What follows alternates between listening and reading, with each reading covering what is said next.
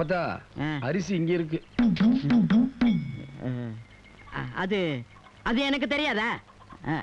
கீழே கிடந்த அரிசிய பொறுக்கி போட்டுக்கிட்டு இருக்கேன். ஏன்பா நேரம் ஆகிக்கிட்டு இருக்கேன், சாப்பிட வேண்டியதானே? முத்துவோட பழைய முதலாளி சாப்பிட வரேன்னு சொல்லியிருக்காரு. அவர் வரட்டும், எல்லாரும் சேர்ந்து சாப்பிடலாம். வரட்டும் வரட்டும். அம்மா அம்மா வாங்க வாங்க, உங்களைத்தான் எதிர்பார்த்தோம்.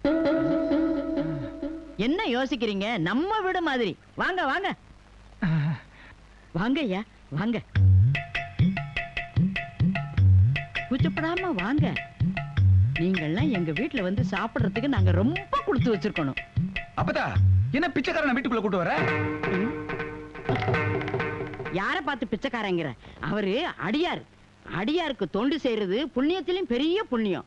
உனக்கு பிடிக்கலன்னா சொல்லு, அவர் வெளியில போய் சொல்லிடுறேன். அதுக்காக பிச்சைக்காரன் கிச்சக்காரன் சொல்லி அவமானப்படுத்த வேண்டாம். நீங்க வாங்க அடியாரு.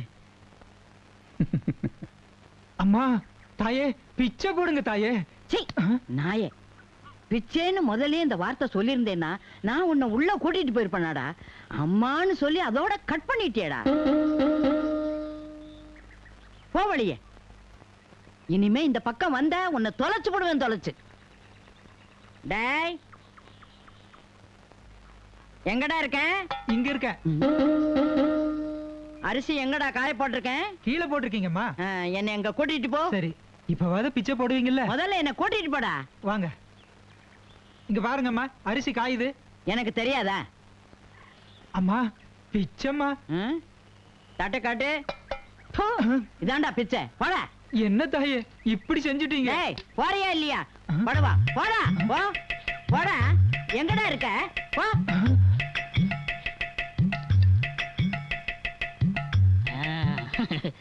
அம்மா, ஏண்டா எடுபட்ட பயல, இப்பதானே உன்னை திட்டி அனுப்பிச்சேன்.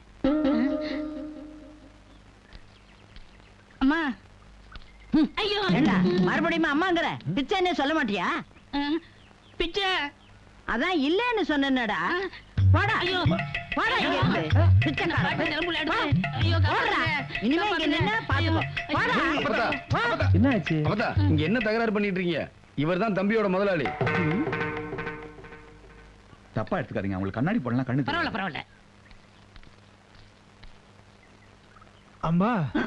ஓ முதலாளியா, ஏதோ தெரியாம தப்பு நடந்து போச்சு, மன்னிச்சிருங்க ஐயா. நீங்க பெருந்தன்மையானவரு, மன்னிச்சிருங்கன்னு தெரியும். வாங்க ஐயா வாங்க.